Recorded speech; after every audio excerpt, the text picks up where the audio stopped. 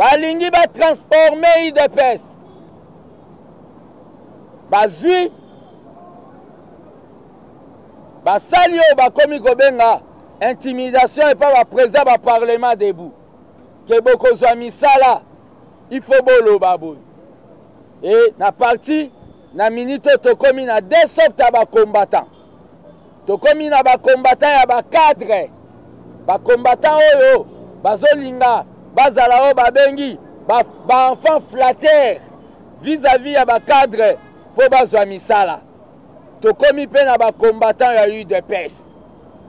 Donc na moment oyo les partis ezokende ndenge wana Kabila na coalition oyo Fati asali pour qu'il y ait oyo babengi l'unité nationale et la paix. Kabila moni kazwi biso na piège. Kabila demande ministère de la justice. Kabila demande ministère des Affaires étrangères. Kabila demande ministère intérieur. Kabila demande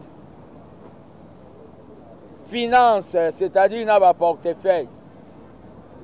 C'est-à-dire ceux qui totikeli ba ministère wana c'est que biso toza wana tokomi babengi il règne mais il ne gouverne pas.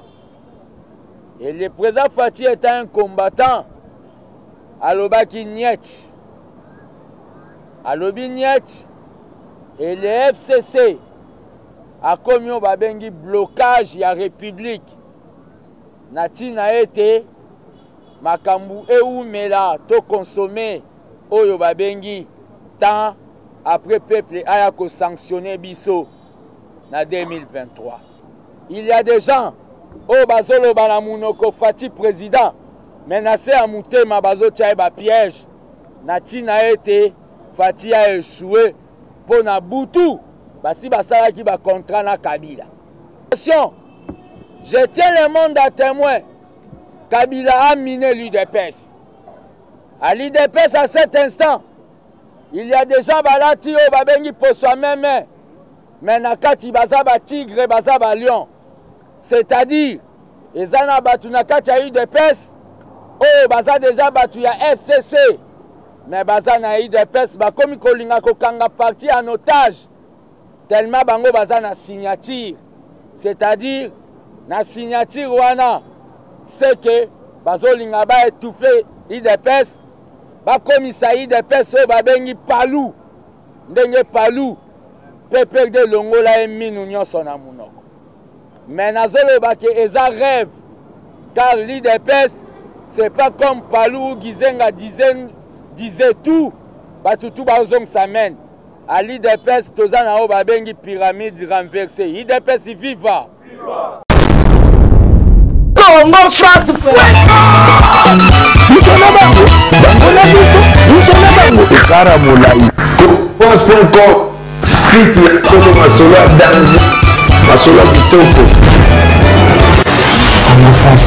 la communication politique en rapport à la situation où nous avons traversé la République démocratique du Congo. Lelo nako zala mingi beaucoup plus na o etali problématique ya sorti ya gouvernement et nako expliquer ba détail moi mingi pe nako pesa mise au point na marche oyo na lansaki tant que citoyen. Marche il y a lundi le 22. Problématique à gouvernement, ils ont été Kabila l'air à pouvoir. Il avait accepté de nous donner la moitié. Il y a un ministre, na gouvernement. Mais tu rejeté la offre wana. Boyoka ba masolo ya ba Ibize consort. Parce qu'il était au pouvoir, pour allonger le pouvoir, Kabila était prêt. Mais lelo Kabila aza bukonzi te et commis le contraire. Kabila na coalition Fati asali pour qu'il y ait au babengi l'unité nationale et la paix. Kabila moni kazubiso na piège. Kabila demande le ministère de la Justice. Kabila demande le ministère des Affaires étrangères. Kabila demande le ministère intérieur. Kabila demande finance, c'est-à-dire n'a pas portefeuille. C'est-à-dire, ceux qui ont tiqué le ministère wana, c'est que biso toza wana tokomi o babengi, il règne mais il ne gouverne pas. Et le président Fati est un combattant. Alobaki niet. Alobi niet. Et le FCC a commis au babengi blocage de la République. Nati na été makambu ou mela to consommer oyo babengi tant après peuple a ko sanctionner biso na 2023. Tant que gardien du temple, j'ai constaté ça. Dans le but, non, nous devons débloquer la République parce que la République n'appartient pas à Fati. La République nous appartient tous. Na lança qui marche pour na Babengi lundi le 22. À part ça, ba pot de banane est belé. Oh, le président de la République, Félix, au peuple congolais, a voté. Pour des bananes, même dans le cabinet à président, il y a des mafieux. Oh, dans un avenir proche, on a dévoilé le combo. Bon, moni eloko ba na Kinshasa ya baso de mouton. Les aba marché au batu ya cabinet à président. Basali na société moko oyo koki jamais korea eza même na personnalité oyo kosala musala na mbala moko toza de aso na 2 mois. C'est pour créer embouteillage na ville ya Kinshasa, embouteillage égal batu batambola makolo po batu bafingaka président nzela nzela. C'est pour cela le président zokende déjà kosala visite parce que yaza o babengaka là, donc, Balobi, là, n'a pas réaction, mais quand il réagit. Constat wana, et salami, il y a biloko basali. À part biloko, nazo dénoncé na niveau ya bakatanga. Oh, bazo benga na batu, bazo benga na ba village mobimba, bazo benga na batu na ba mine. Pour ba créer mes contentements, batu ba kanisa baloba ke en Égypte bazalaki bien. À ce moment, à part le gardien du temple de la démocratie, na komyo babengaka la bouche de doléance. C'est-à-dire, yo muto ozana makambu, oyo ozomona balingi basala o injustice. Okoyo kobenga ngai. Parce que Dieu nous a donné quand même un don. Yakomeka koloba.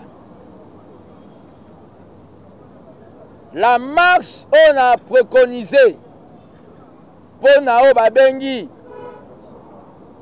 lundi le 22, les en marche, il y a déblocage en République. Les en marche, ils ont un motif. Il y a qu'on lever déjà voix. Que nous ne voulons plus voir les figures anciennes, les figures des dinosaures dans le gouvernement Fati. Bamiyi Biwana Nyos. C'est ça le motif à marche. La marche, on a préconisé pour Nanine. Les alliés pour Nakoloba que nous ne voulons pas les gens à problème, comme les Tamboué Mwamba, les Bochab, Bao Bazan a plainte, na ba justice internationale, tout le monde a tête et institution comme Sénat. Mais c'est Kabila avec sa bande là. Bazo Salao Babengi fanatique, Bazo Salao Babengi chantage.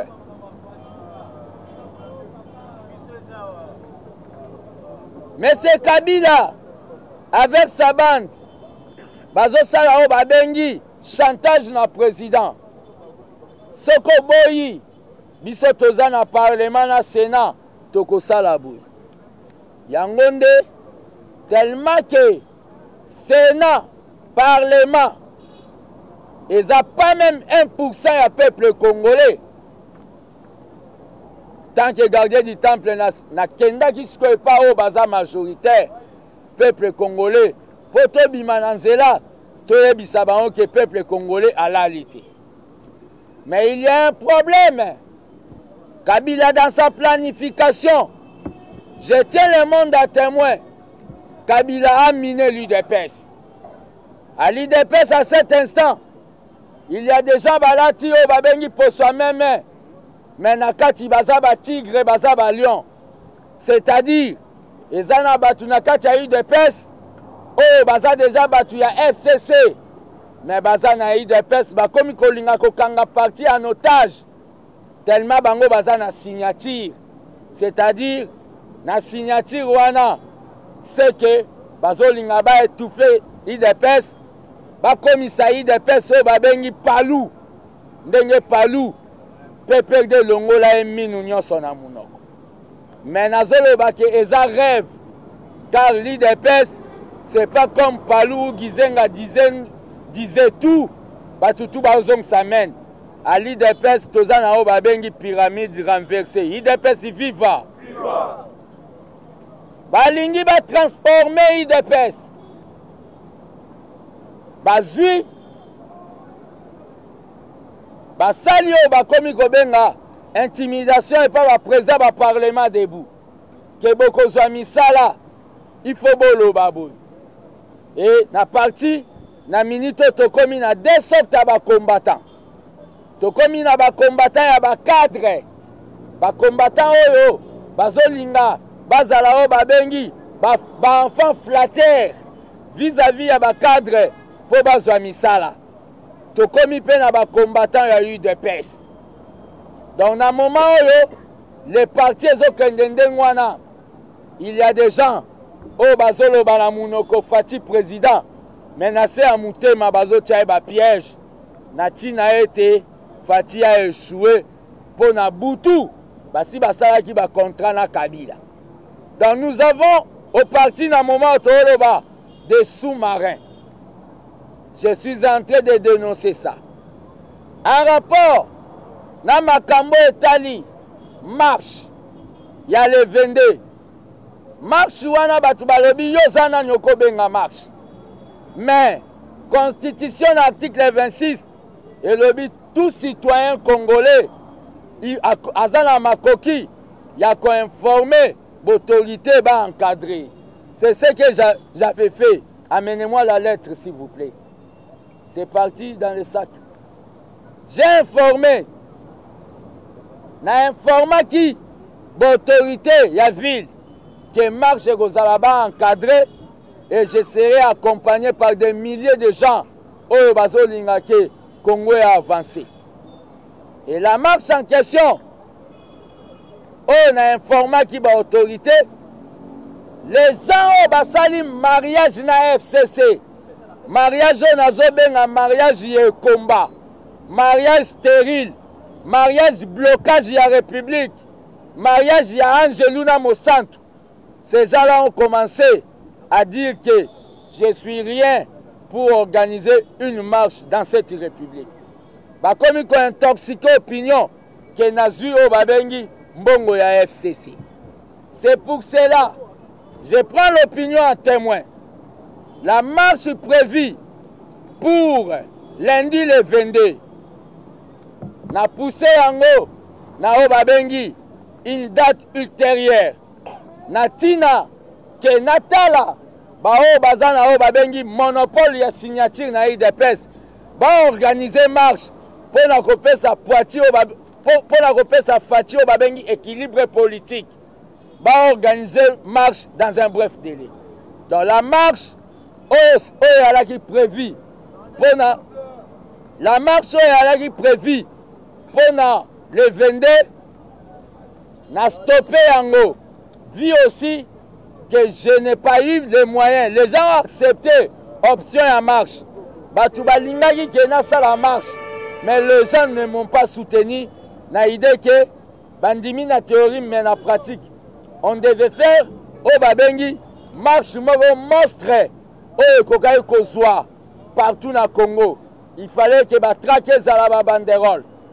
Yango ne na lobby na pousse yango dans quelques jours. Mais na tikeli ba autorité ya UDPS. Ba autorité nanga ya parti.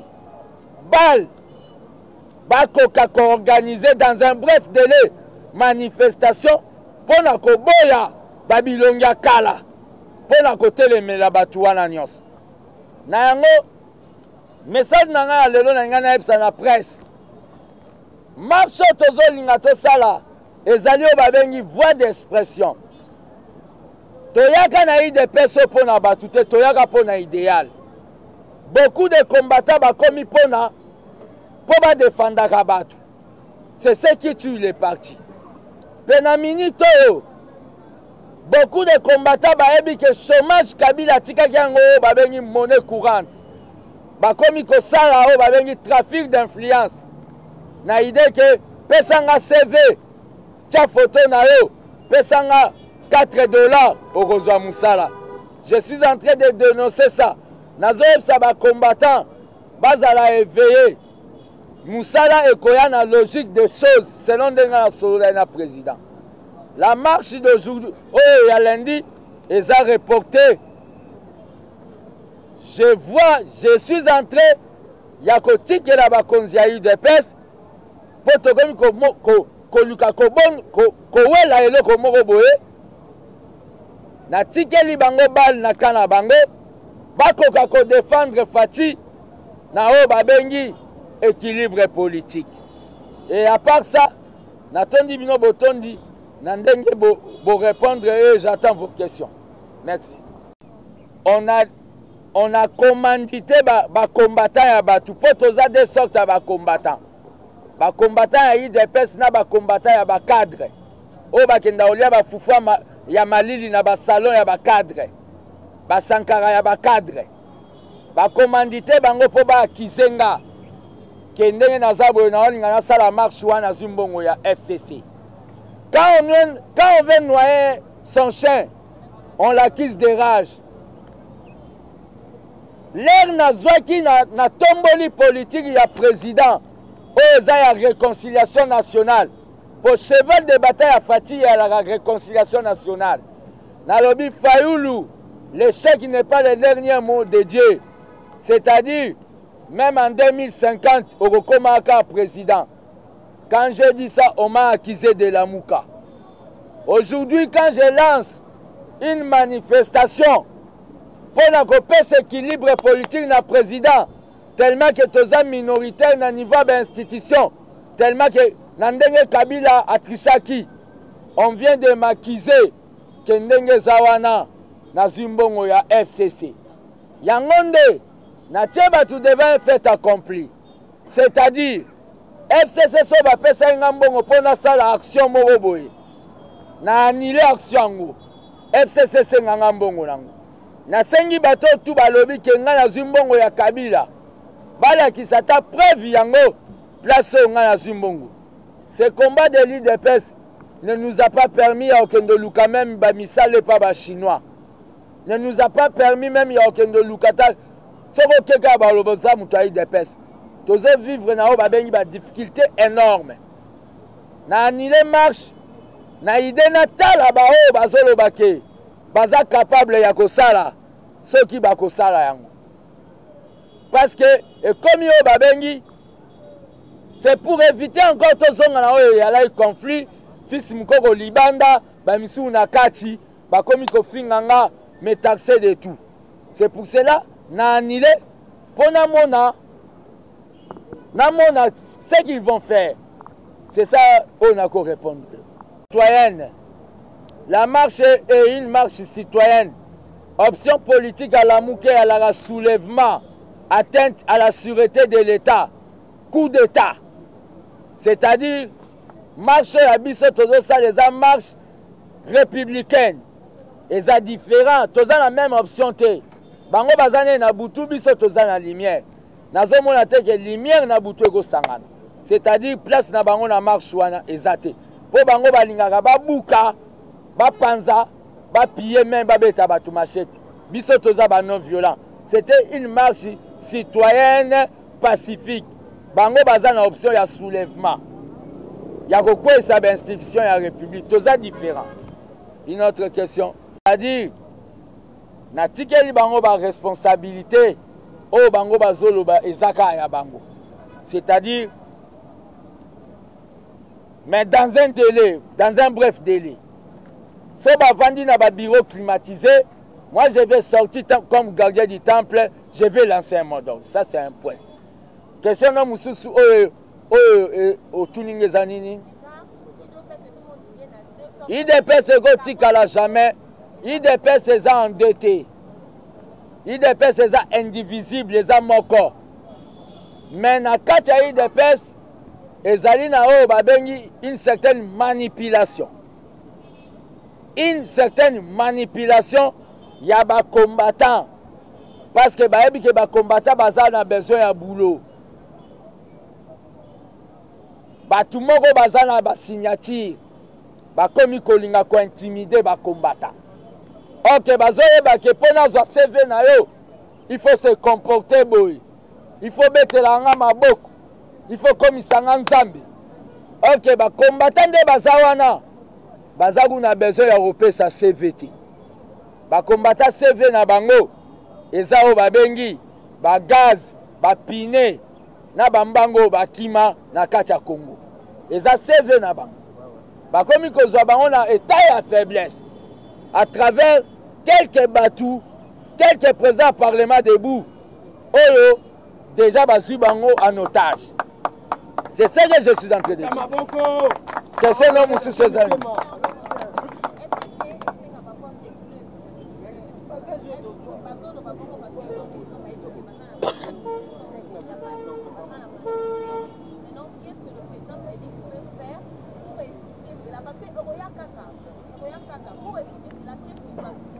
Ce n'est pas au président Félix de faire quelque chose. C'est à nous la base de faire quelque chose. La base doit faire pression. La base va... Il faut... C'est la base quand la base, l'FCC a peur de la base.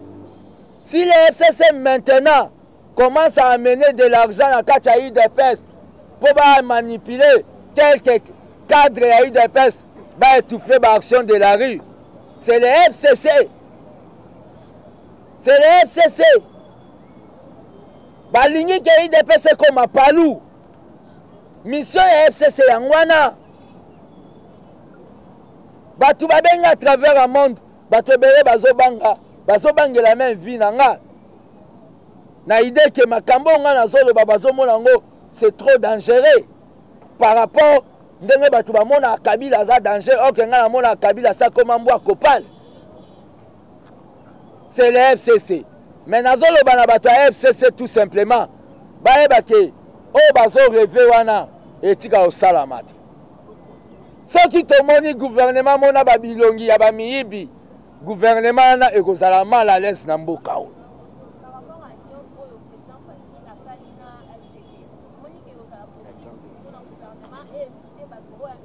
Bon, je ne sais pas. Alliance nini au président Salana Bango balakisa biso notango alliance. Alliance wana eza constitutionnel te. Alliance wana eza babengi constitutionnel te. Alliance tomona na Brazzaville PCT na IPADES basala alliance. Mais l'air du souba bimisi gouvernement apesi PCT o babengi ministère agriculture apesi bango ministère environnement na ya sport. Information bima na 12h30 PCT réagit et le but est bonne coalition. Mais FCC Makambo Basali, qui est le chef de la coalition FCC Cash, c'est celui qui est en exercice, c'est Fatih. Mais Bango Bazo, on est en coalition, mais un mot Bazo Ben Nanabaosa Makam Nabango, il y a FCC comme coalition. S'il vous plaît, S'il vous plaît, c'est pas, vous n'avez pas le monopole des questions. Le gouvernement en question, la coalition en question entre FCC, Nakota Yaka Sénat, place Nabiso Zawapi. Ce sont des gourmands, bah démontrant eux-mêmes Nabana Nabango Mo Babahat. Et la coalition, moi personnellement, dans la marche, dans un avenir proche, Togosenga abolition nango. Pour la coalition, ça met le Congolais mal à l'aise. Ça met tout Congolais mal à l'aise. Azo Bundisao, Babengi, gouvernement. Et ça parce que tu vivant dans la dictature rebelle, il y a un de tout le monde en marche, et ça n'est pas bitumba. Non. Marche et ça, Babengi Mungongo. Et ça parmi eux, Babengi, voix d'expression dans le Kolobangwana. De réponse par rapport à la marche. Et ça, Babengi, canal, les sans-voix peuvent s'exprimer. Pour ne parler pas de Toko Tarate. Mais à travers la marche, Toko Riko s'exprimer. Makambo, sous ce tourni, les questions sur Kabila partenaire. Kabila partenaire. Fatia Alagi na bonne foi. Toko Kagosa neti na Kenya bamonaka un ancien président. Tout ça neti na Ghana. Mais Kabila la qui de mauvaise foi. Nako bengo partenaire lelo mais son amoni ke ezo simbate Bible loba ke batumi baleso ba otambola na nzela so simbate po bakabwa. Wana za Bible. Soto bom ko linga ko sala mutu makasi toromibo. Kabila la qui si ke yazane partenaire na bisote. Il faut te prendre acte nango. To abolir makambo wana etali FCC cash. Question no musu ya nini? Wana parce que marche na lansaki le 22 ezalaki na ba multiforme. C'est-à-dire marche wana nga ekotisa na mwasi wana deda. C'est pour cela que je regrette fort que Batou comprenne raté makambo politique ndenge kindaka. Président a bloqué le gouvernement. C'est Kabila qui veut avoir un poste pour aller sur le ministre de la Justice, à la Sénat, à la Cour d'État constitutionnelle. Kabila a un poste à l'intérieur pour maîtriser les soldats. Avant de faire des côté de l'Est. Blocage du Congo, et ça, c'est Kabila. Kabila est sous partenaire na bisote. C'est un président honoraire au lieu vanda nae a linginde sikoyo asuka na boloko. Aza président, aza partenaire na bisote. Question. Okabwana ya coalition FCC na cash. Eza nango gravité. Et pe sibisoni. Et puis si bisou le côté. Donc on va sacrifier parti Mobimba Nicolas vice-président et Assemblée nationale. Donc on sacrifier parti Mobimba Nicolas et poste à Jean-Marc Kaboun. Coalition égale toi tu perds, moi aussi je perds. Aussi gouverneur, n'a eu vice, n'a eu gouverneur, j'ai eu vice. Et là on y t'a gagné. Pourquoi pourquoi les combattants sont fanatiques? Et là, on dit que gagné dans Makambouana. Kabila, c'est un gourmand politique. Bakaya Babahat, c'est un gourmand politique. Coalition, on a vraiment. Même Zambenalo, la Linganyangoti. Merci. Au tanga makamba ba Bosco tanga pe ba crime économique Kabila ndenga zana ku kotanga ete Kabila égale le mal, Kabila égale Satan.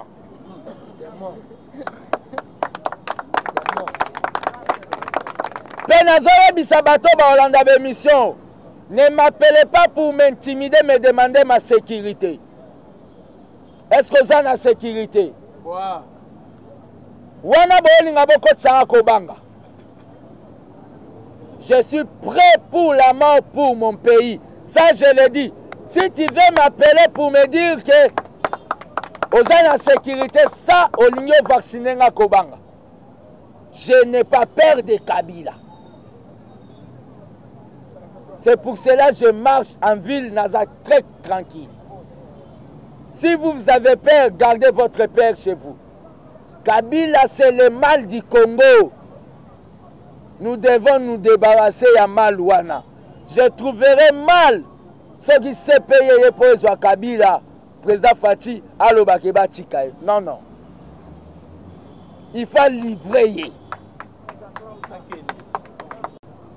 Bazape na simananga, o ba comprendre makam. Le peuple congolais, o yazo souffrir, o yazo melaba maya mabulu, o ya koma ko vivre na délestage, bazape na simananga. Merci. Na lobaka ba uta ba diaspora o totika ko mona bango te panda to banda ko bunda. Ba diaspora to yebi bango fe ba diaspora ya ba Bolivie, ya ba Costa Rica.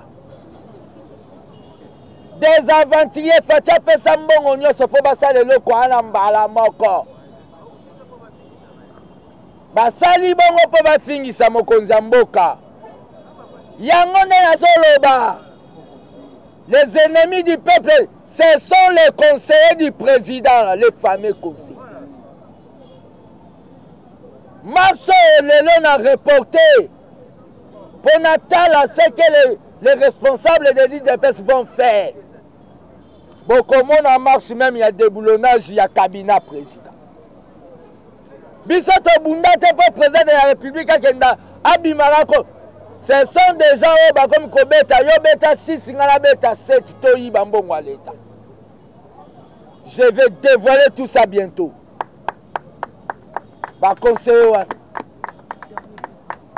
Dernière question. Tu es venu en retard. Idée au président Zobo ya bilongi wana ya kala ya bachoko wana bilongi ya ba dinosaure miyibi marche objectif na wana. Je ne comprends pas pourquoi les autres gens ils ont commencé à combattre la marche dans les réseaux sociaux. Natiki Tanatam. Natiki Tanatam de Tisseré dans l'Abana Golba, laissez le temps au temps. Natala, s'ils vont faire quelque chose. Je vais conclure le loboé. Malheur n'a pas combattant IDPS. Partout dans le monde, au bazo zelake, il faut appeler ça un mot d'ordre. Ceux qui te zelake, mot d'ordre. Mais tu as parlé du peuple, mais le va finir là, président Félix Ata Mamanaï. Mais tu télémaki, sans mot d'ordre. Depuis bateau bazan a signature, bakota ki bureau basa la mémorandum. Ba oumela lokola bazo comme un livre d'or à Gizenga. Tout le monde a dit trop, c'est trop, tout le lobby, tout le monde a lobby, on a parlé du peuple. Les lots. Par respectable président. Malheur n'a peuple à cause de la mot d'ordre pour trouver solution dans Makambo yaye. Malheur n'a peuple à continuer à cause de la subordonnée à la mot d'ordre. Dans le Bible, vu que je n'ai pas les moyens. En attendant que nous avons des moyens, nous avons eu des pèses. Tant que la action politique, nous avons soutenu le président. Ce qui va salir en côté, dans un bref délai, je vais donner un mot d'ordre au Congo Nyos. Dans la trêve politique, j'ai dit je vous remercie. Congo France France.com